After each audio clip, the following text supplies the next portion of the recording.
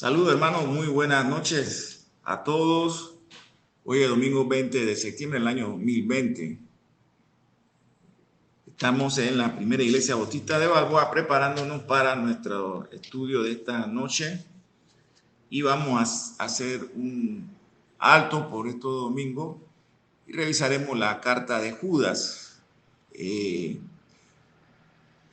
espero pues que hayan pasado una muy buena semana y que este domingo, el inicio de una nueva semana, pues estemos todos fortalecidos, como siempre es mi deseo en la fe, y que nos presentemos al Señor cada día dándole gracias por el regalo de la vida, la salud, la fuerza que nos das, esta salvación tan grande que hemos recibido como un regalo de parte de Dios, y con la esperanza de que pronto, si el Señor así lo permite, podamos reunirnos, teniendo presente que hay ciertas medidas que vamos a tener que adoptar, como el distanciamiento en el templo, utilizar los cubrebocas, la toma de la temperatura al entrar al templo. Pero son cosas que podemos hacerlas y superarlas, porque lo importante, hermano, es ser obediente. Claro que tenemos muchas preguntas y dudas sobre todo lo que se ha dicho durante todos estos meses del año 2020, en lo que vamos, pero tenemos nuestra mirada en el Señor y confiamos en el Señor, que Él cuida a la iglesia, y absolutamente todo lo que sucede en el mundo está bajo el gobierno soberano de nuestro Dios, y esa es nuestra confianza y seguridad. Tenemos la mirada puesta en nuestro Señor Jesucristo, nuestro capitán, y confiamos en que, como dice la Escritura, todo saldrá en su momento, la verdad saldrá, es inevitable, y los mentirosos y engañadores serán expuestos públicamente, y el Señor se encargará de juzgarlo. Por ahora, hermanos, nos preparamos entonces, si el Señor así lo permite, para las aperturas que se vendrán dando en el mes de octubre, a inicio del mes de octubre, donde podremos reunirnos. Quizás no inicialmente los domingos, pero sí los días que nuestros pastores nos presenten en esta semana. Así que, hermanos, les invito a que me acompañen en oración y podamos entonces tener, discúlpenme, este estudio de esta noche de la carta de Judas. Padre Santo, en el nombre de nuestro Señor y Salvador Jesucristo, te damos gracias, Señor, como siempre. Nuestra mente, nuestro corazón lleno de gratitud por todo, Padre. En el nombre de Cristo te damos gracias por la vida, la salud, la fuerza que nos das, la salvación que tú nos has regalado en Cristo Jesús, la comunión con los santos, Señor, en nuestras iglesias locales, el pueblo de Dios en toda parte del mundo, dando testimonio, Señor, de tu poder y del poder del Evangelio. Muchos hermanos, muchas iglesias en el mundo enfrentando grandes adversidades y dificultades. Otras en un mundo cada vez más rebelde y que se burla de Dios, se burla del Evangelio, se burla de los cristianos. Sin embargo, nosotros, Señor, gracias a la obra de tu Espíritu Santo y gracias a tu palabra, Señor, perseverando en la fe que es en Cristo Jesús. Bendice a mi hermano en esta noche ahí en sus hogares, y bendícenos acá en el templo de la primera iglesia bautista de Balboa, que podamos ser edificados mutuamente. Padre, te pedimos todo esto en el nombre de nuestro Señor y Salvador Jesucristo. Amén. Judas.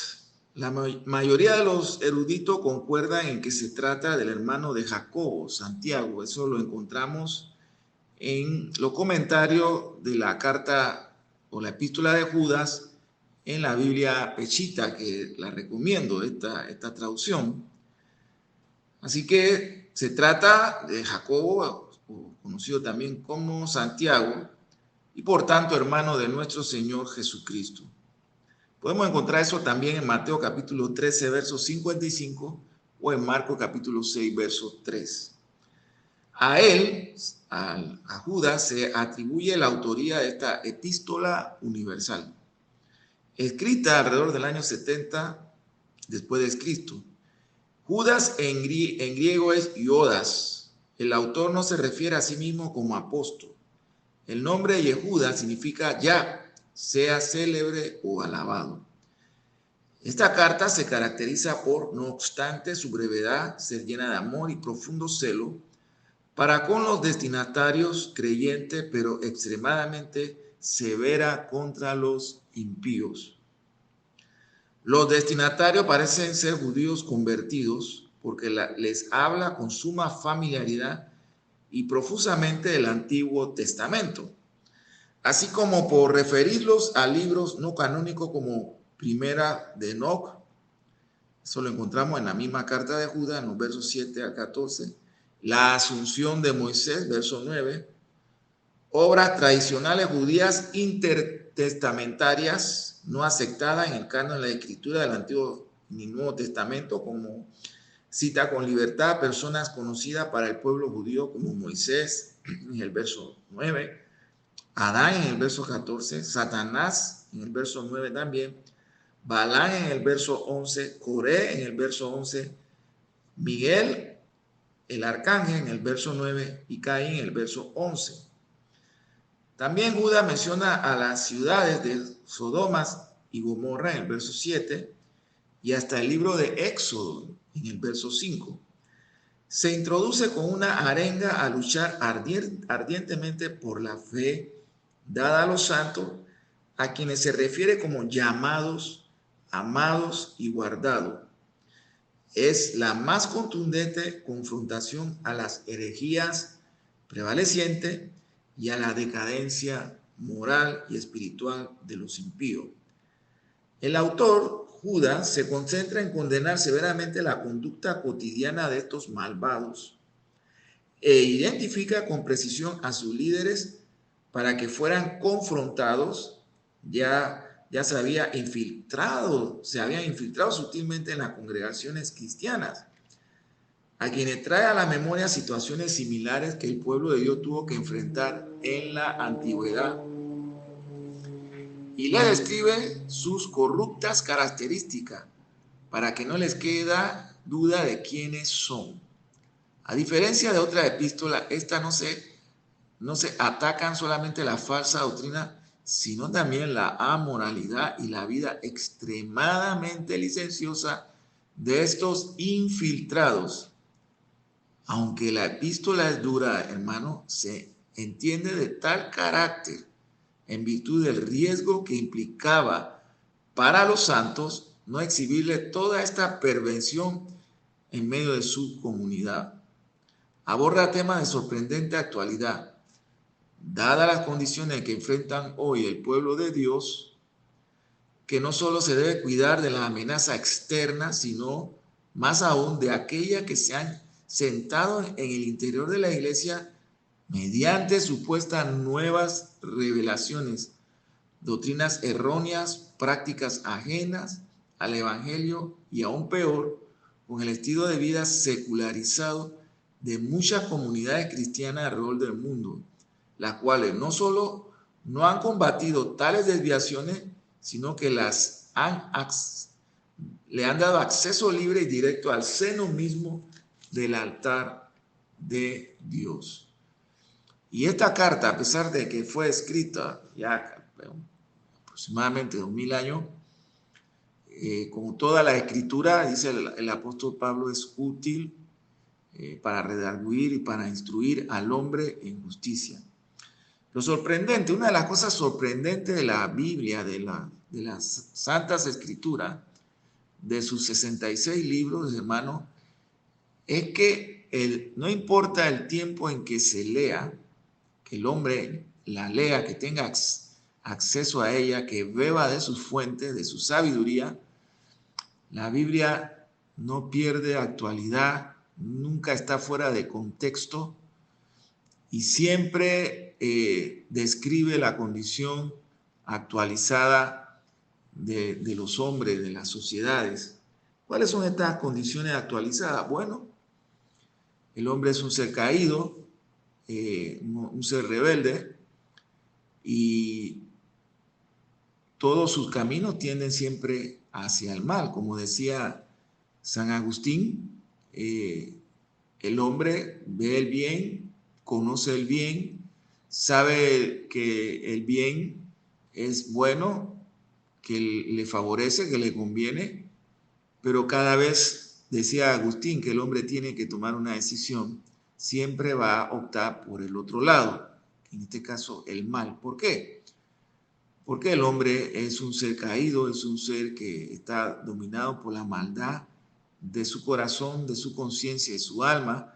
Él tiene una fascinación, el hombre natural tiene una inclinación en él misma hacia el mal. Es un ser carnal.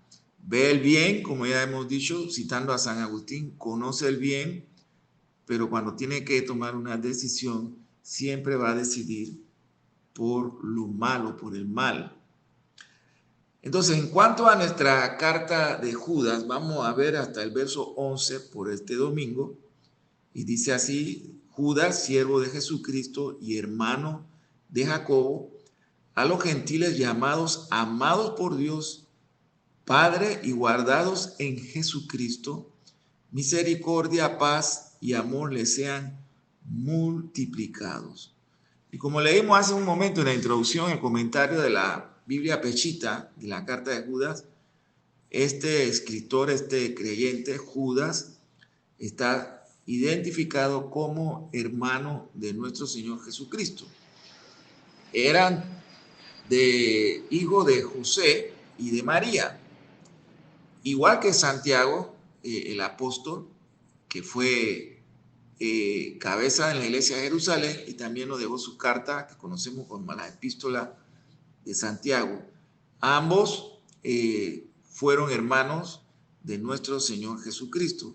Judas hace esta introducción en su epístola, recordando que esa relación filial como hermano de Cristo ahora ya no se puede referir al Señor en base a esa relación filial, sino que él mismo dice siervo de Jesucristo, y se identifica y hermano de Jacobo.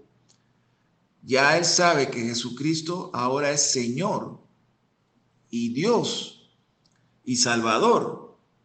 Esa relación filial que tuvieron con el Señor como hermano de él ha pasado a ser algo del recuerdo, porque ahora ellos tienen que ver a Jesucristo como todos los hombres tenemos que verlo, como Señor y Salvador y Dios.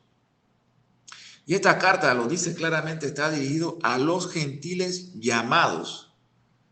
¿Llamados en qué sentido? Llamados a esta salvación tan grande que hemos recibido. Hemos sido llamados por el Señor, por nuestro Dios, desde antes de la fundación del mundo, en un punto de la eternidad. Dice que somos amados por Dios, pero también ese amor de Dios nos guarda en Jesucristo. ¿Nos guarda de qué? Nos guarda de no regresar atrás. Lo que llamamos la perseverancia de los santos. O como lo decía el difunto doctor R.C. Sproul, la preservación de los santos. Y el deseo para el pueblo de Dios, dirigido en este caso a los gentiles, es misericordia y paz y amor. Dice que les sean multiplicados. La Biblia nos enseña, y Jesucristo así también en el Evangelio nos recuerda, que la misericordia de Dios son nuevas cada mañana. El apóstol Pablo, en sus libros y en sus exposiciones doctrinales y teológicas, nos habla de que esas misericordias de Dios son nuevas cada mañana, hermanos. ¿Sabe lo que eso significa? Cada día nuevo que el Señor nos regala, que podemos ver, además del don de la vida, viene acompañado de las muchas misericordias de Dios para nosotros. Pero este Dios es tan bueno que esas misericordias también alcanzan aún a los hombres que están en desobediencia. Porque la Biblia dice que Dios hace llover sobre justos y sobre pecadores también. Y cada mañana que sale el sol, también recibimos esa abundante misericordia de parte de Dios para con nosotros. También nos da paz, como Jesucristo dice en el Evangelio: os doy mi paz os doy. Y también nos da el amor, como lo dice el Evangelio de Juan, capítulo 3, verso 16. De tal manera amó Dios al mundo, que nos ha dado a su unigénito Hijo, para que todo aquel que en él cree no se pierda, mas tenga vida eterna. Así que miren lo que nos da el Señor cada mañana que amanece: misericordia, su paz y su amor. Y termina esta introducción del verso 2 de Judas diciendo que además de recibir la misericordia, la paz y el amor, nos sean multiplicados. Extraordinarios deseos de Judas por el pueblo gentil llamado por Dios. Hasta aquí la epístola tiene una introducción hermosa, alentadora, pero él va a pasar también a hablar de temas muy fuertes y hacer denuncias muy fuertes. Dice el verso 3: amados míos, él va a hablarles a los gentiles cristianos con amor, les recuerda que son muy amados por él, pero el amor, hermano, el verdadero amor también corrige, el verdadero amor también constriñe, el verdadero amor también llama la atención a la corrección. El verdadero amor también trae justicia y disciplina. Eso es algo que es importante, hermano, que el pueblo de Dios tenga presente. El amor de Dios no es una licencia para pecar y vivir de una manera desordenada. El amor de Dios tiene responsabilidades, trae responsabilidades, así como trae muchas bendiciones y gozos y alegría, también nos recuerda que tenemos responsabilidades, hermano. Entendemos que todos los cristianos aún tenemos luchas con nuestra vieja naturaleza, que a veces se quiere levantar y que nos opongamos a las verdades de Dios y que nos opongamos a la disciplina cristiana. Eso es una lucha que vamos a tener y que tenemos que ir venciendo, por supuesto, a medida que pasa el tiempo. No nos gusta que se nos llame la atención a veces no nos gusta que se nos tenga que corregir, o muchas veces incluso no queremos ser aconsejados. O como he visto a través de los años en el ministerio, cuando los hermanos me piden consejo sobre determinados temas o crisis que puedan estar viviendo, y uno le dice: bueno, hermano, te aconsejo de acuerdo a lo que la Biblia dice, y la Biblia dice esto, en este caso que se me expone. Y he encontrado que muchas veces ese consejo no es recibido con agradecimiento, ni hay la intención de parte del aconsejado de seguir el consejo. ¿Por qué? Porque todavía estamos luchando con esas manifestaciones del viejo hombre, pero hermano, también tenemos que ir venciéndola y convirtiéndonos cada día más y más en hombres de fe y mujeres de fe que obedecen. Entonces, continúa el verso 3, dice: mientras pongo todo cuidado al escribirles de nuestra común salvación, siento la necesidad de escribirles para persuadirlos. ¿A qué? Dice Judas: a que luchen por la fe que una vez fue dada a los santos. Y hermano, esta es una tremenda y necesaria exhortación que hace Judas. Él dice que él se ha visto en la necesidad de escribirnos basado en nuestra común salvación, que somos pueblo de Dios, que a pesar de que él es judío y él está escribiendo a los gentiles, esas barreras raciales, sociales y culturales en Cristo ya se han derribado y ahora son un solo pueblo, el pueblo de Jesucristo. Y él les exhorta en su carta a que luchen por la fe, por ese don inefable que hemos recibido el don de la fe, porque la fe es un don de Dios, como Pablo lo escribe perfectamente en Primera de Corintios, perdón, en Primera en la carta de Efesios, en primer capítulo, y en el capítulo 2, verso 8, también Pablo habla de que la fe es un don de Dios. Entonces él escribe y dice que luchen por la fe que una vez fue dada a los santos. ¿Esa fe cuándo fue dada?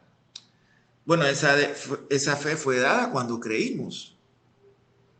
Porque como escribe el autor del libro de Hebreos, porque sin fe es imposible agradar a Dios. Así que esa fe ha sido dada por Dios como un regalo al creyente, y sin esa fe es imposible creer y también es imposible agradar a Dios. Y nuevamente recomiendo leer Efesios capítulo 1, capítulo 2, y en el capítulo 2 específicamente el verso 8. Y él los persuade, Judas los persuade para que luchen por la fe que le ha sido dada a los santos. Hermano, la fe es para enfrentar al mundo y enfrentar nuestra vieja naturaleza que se resiste a morir y quiere levantarse. Andamos por fe, caminamos por fe, y sin fe, hermanos, es imposible que agrademos a Dios. Y no solamente la fe es para hablarla o para tenerla como un conocimiento más de doctrina cristiana. La fe, sobre todo, hermano, es para andar, para caminar por fe y no por vista. Porque algunos hombres han obtenido acceso, quienes desde el principio están inscritos de antemano para esta condenación, hombres impíos que convierten la gracia de Dios en abominación y niegan a aquel que es el único Señor, Dios nuestro, Señor Jesucristo. Judas también nos está diciendo que hay de antemano hombres perversos que están preparados para condenación, hombres impíos, que han convertido esta gracia de Dios, esta libertad en Cristo, de la cual disfrutamos y gozamos, lo que han experimentado el nuevo nacimiento, pero ellos que se han colado, se han infiltrado en el pueblo de Dios y no han experimentado esta regeneración en su corazón, en su ser, convierten esa gracia de la cual disfrutamos los cristianos y la quieren convertir en libertinaje. Y Judas está escribiendo, hermano, hace aproximadamente 2000 años. Pero qué tan actualizado están estos consejos de Judas, porque lo mismo vemos hoy. Se han infiltrado muchos hombres sensuales a la iglesia, muchos falsos maestros se han infiltrado a la iglesia. Asumen que conocen, que saben, que ya no hay nada que aprender, ya nadie le puede enseñar nada, ellos lo saben todo, y en realidad, hermano, no saben nada, porque cada vez que tienen oportunidad y con su labia o sus falsos argumentos seducen o intentan seducir a las personas, se están trayendo para ellos mismos condenación. El alto riesgo de la rebeldía. Hay consecuencia cuando nos rebelamos contra Dios, contra las Escrituras y contra las autoridades que Dios ha establecido. Hermano, y en esto quiero aclarar algo. Cuando hablamos de autoridades que Dios ha establecido, no me estoy refiriendo únicamente a autoridades en la iglesia, sean estos pastores, ancianos o diáconos. No. Además de esto, que sí son autoridades, también me refiero a las autoridades en el hogar. En el matrimonio hay una autoridad, es el hombre. Ha sido delegada por Dios esa autoridad sobre el hombre, pero esa autoridad no es para que el hombre se la convierta en totalitarismo. Esta autoridad es para amar, querer y cuidar a la esposa y a los hijos que el Señor le dé a ese matrimonio, los hijos de ese hogar. También encontramos la autoridad civil, el gobierno. hermano, y en esto sí quiero ser muy serio porque generalmente los cristianos ignoramos o menospreciamos o no aceptamos que los gobiernos civiles también son autoridades que Dios ha puesto para todos los hombres, sean estos cristianos o no. Ahora, estos gobiernos sí es cierto, muchas veces en la historia lo hemos visto, que se han convertido en tiranos y opresores e incluso han puesto barrera a la iglesia y a la predicación del evangelio. Pero Dios se encarga de ello. El mandato expreso que nos hace las escrituras es que estas son autoridades y debemos respetarlas y obedecerle, por supuesto, en la medida en que sea justo y correcto, porque cuando las autoridades civiles, en este caso los gobiernos, nos quieren prohibir nuestra adoración a Dios o detener el evangelio, inevitablemente tenemos entonces, ahora sí, que resistirle a esas autoridades. Como dijo Pedro, y lo podemos encontrar en el libro de Hechos, Pedro y Juan, es preferible obedecer a Dios y no a los hombres. También a los ángeles que no mantuvieron su dignidad, sino que abandonaron su propia morada, los ha reservado en cadenas ocultas bajo tensas tinieblas hasta el juicio del gran día. Bueno, aquí hay una iluminación en las escrituras de la carta de Judas, porque él ahora nos muestra algo sorprendente que no encontramos en nuestro contexto de manera tan directa como lo escribe Judas en este verso. Ángeles que se rebelaron, que perdieron su dignidad y que han sido abandonados a su propia morada o a su propia maldad. Y recuerden que en otras ocasiones le he dicho que el más grande castigo que podamos encontrar aquí caminando en la tierra, que Dios da a muchos hombres pecadores y malvados y rebeldes, es dejarlo, entregarlo a su propia maldad. Y ellos, hermanos, estos hombres malvados, caerán cuán profundo pueda ser en su propia maldad. Bueno, lo mismo ha hecho el Señor, dice Judas aquí, que han sido abandonados a su propia morada, a su propia maldad. Ellos están reservados en cadenas ocultas, en ese mundo espiritual, pero real, en densas tinieblas, hasta el día del juicio final, el juicio del gran día, como está escrito en esta traducción pechita. El libro de Hebreo también nos dice que hay un día que vamos a morir y hay un día de juicio, del gran juicio final, en donde todos los seres humanos tendrán que compadecer. Algunos para vida eterna y otros para condenación eterna. En ese juicio final están también serán llevados los ángeles, todas esas huestes que se rebelaron contra el Señor siguiendo a Satanás. Ellos también estarán en ese juicio final y también serán condenados por la eternidad. Ahora, Judas nos menciona a las ciudades de Sodoma y Gomorra y a las ciudades circunvecinas que fueron sujetas a juicio por sus pecados que habían ya rebasado la medida de misericordia y gracia para esas ciudades.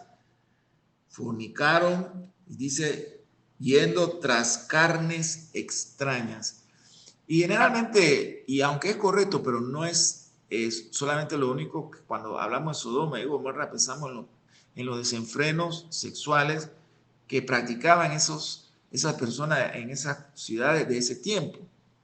Cierto, pero no era lo único, había una profunda y extensa idolatría en esas ciudades también.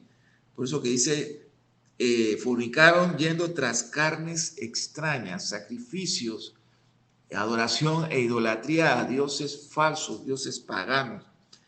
Dicen, han sido puestas bajo fuego eterno, siendo condenadas a juicio.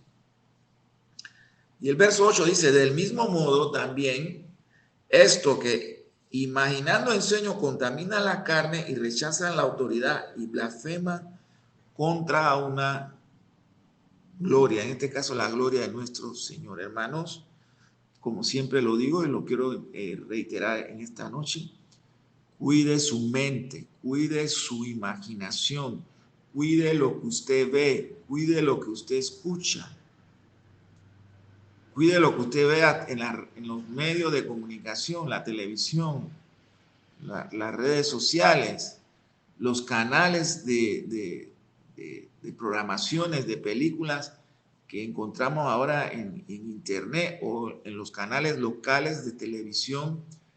Todo tenemos que tener cuidado, tenemos que ejercer control, porque muchas veces la gran mayoría de esos programas seducen nuestra imaginación y nos arrastran a pensamientos impíos, pensamientos llenos de maldad, y estimulan la carne en la que todavía estamos en este cuerpo a imaginarnos, y en muchas ocasiones algunos otros hermanos que caen en pecados sexuales o otro tipo de pecado.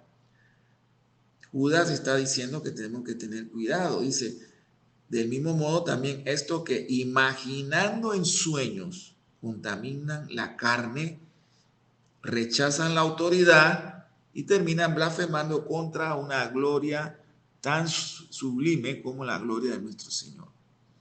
Ahora, hay otra ventana de iluminación que Judas nos va a abrir en este momento, en el verso 9. Pero el arcángel Miguel, que hablando con el adversario contendía por el cuerpo de Moisés, no se atrevió a invocar juicio de blasfemia contra él, sino que dijo, Yahweh te reprenda. Y encontramos, hermanos, a mucha gente haciendo toda clase de reprensiones supuestamente a Satanás y a los demonios, cuando el propio arcángel Miguel se limitó solamente a decir a Satanás, cuando disputaban por el cuerpo, el cuerpo de Moisés, el Señor te reprenda. Porque el plan de Satanás aparentemente era hacer de Moisés un ídolo más, que distrayera, distorsionara y arrastrara al pueblo de Israel y a la iglesia en este tiempo a una idolatría a Moisés. Y en cierta forma ha sucedido también, sobre todo en los contextos de la religión judía. Verso 10 dice, pero estos blasfeman contra las cosas que no conocen, y en las cosas que están persuadidos por instinto se corrompen como bestias mudas. Estos falsos maestros ignoran estas verdades, y las que conocen no saben ubicarla en contexto, porque sus malvados instintos están corrompidos como bestias mudas. Es en otras palabras, refiriéndose a estos seres angelicales, pero también a estos maestros, falsos maestros, que deambulan alrededor del pueblo de Dios, alrededor de las iglesias locales, que quieren entrar y ocupar el púlpito o ocupar los salones de clases, las cátedras en los salones de clases en las iglesias, para traer sus falsas enseñanzas, una completa herejía, su falso evangelio. Y finalmente en el verso 11 dice, ay de ellos, porque fueron por el camino de Caín. El camino de Caín es el camino de la rebelión y del homicidio, y por lucro se lanzaron codiciosamente tras el error de Balaam, que entregó su llamado como profeta de Dios para recibir una recompensa de parte de Balac, y se convirtió entonces, y por lo tanto, hasta el día de hoy, en un modelo y en un ejemplo de lo que no debe ser un maestro del evangelio o un predicador del evangelio. Que estemos en el ministerio por el dinero o por la fama. Hermano, eso no es distinto hoy. Hoy sabemos y vemos la cantidad de hombres y también de mujeres que se han atrevido a pararse en un púlpito y decir que hablan a nombre de Dios, a seducir a los inconstantes, y hacer lucro con la fe. Estos hombres son malvados, hermanos. Hay mujeres también que seducen, son malvados, pero ellos serán llamados a juicios y recibirán junto con Satanás y todas esas huestes de ángeles caídos, recibirán la justa retribución de su maldad. Ay de ellos, dice el verso 11, porque fueron por el camino de Caín y por lucro se lanzaron codiciosamente tras el error de Balaam y perecieron conforme a la rebelión de Coré. Ese es el final del camino para los falsos maestros, para los idólatras, para los fornicarios, para los mentirosos, para los irreverentes, para los que acechan a la iglesia del Señor, para que se infiltran en el pueblo de Dios y se quieren levantar con un falso evangelio y arrastrar tras de ellos, como dicen también los escritores, a las almas inconstantes. Hermanos, que en Balboa toda la iglesia, cada hermano y hermana, cada hombre, mujer, joven, adulto, anciano y hasta los niños, tenemos la responsabilidad de afirmarnos en la fe que es en Cristo Jesús, enseñarle la doctrina bíblica de una manera sana y que seamos leal a los textos para que cada hermano en la iglesia pueda defenderse y resistir estas embestidas de estos toros salvajes, de estos lobos hambrientos que acechan al redil de ovejas de Cristo Jesús. Entonces usted, hermano y hermana que me escucha, no importa si usted es joven, un adulto, un anciano, un adolescente y aún los niños, los padres tenemos que inculcarle, enseñarle el evangelio a todos, a los niños y a toda la iglesia, los pastores tenemos que inculcarle el evangelio para que cada uno de los hermanos estén ellos mismos fortalecidos en las escrituras y tengan por las mismas escrituras que conocen la capacidad de discernir cuando un falso maestro se levanta. Hermano, y hay hombres que son tan soberbios y arrogantes y que tienen una capacidad maligna de poder agarrar las escrituras y de alguna manera distorsionarlas y presentarlas de una manera agradable, porque la gente a veces y la mayoría de ocasiones hemos podido ver eso, las personas quieren escuchar lo que desean escuchar. Pero cuando usted le habla con las escrituras y la escritura en ese momento está redarguyendo y corrigiendo, se levantan, protestan y se molestan. Pero el que es de Dios, la escritura lo corrige y en ese mismo momento en que lo corrige también le trae bálsamo. Porque el Señor no nos quebranta y nos arroja a un lado del camino. Él sí nos disciplina y también trae el bálsamo, el ungüento, para traer gozo y alegría nuevamente después de la disciplina. Hermano, Dios me lo bendiga muy ricamente. Hemos llegado hasta este punto en esta noche y esperando en la voluntad del Señor que pronto, dentro de unas semanas más, si es la voluntad de Dios, podamos reunirnos en nuestros templos. Esté pendiente a las fechas, hermanos, que pronto serán anunciadas por nuestros pastores de la primera iglesia bautista de Balboa. Oremos para despedirnos. Eterno Dios y Padre Celestial, te damos gracias una vez más en esta noche por tu bendita y santa palabra, Señor. Ayúdanos a vivir conforme a lo que tú nos enseñas en ella, de tal manera que podamos contar nuestros días con sabiduría y vivir nuestros días con sabiduría. Padre bueno, te pido todo esto en el nombre de Cristo Jesús. Amén.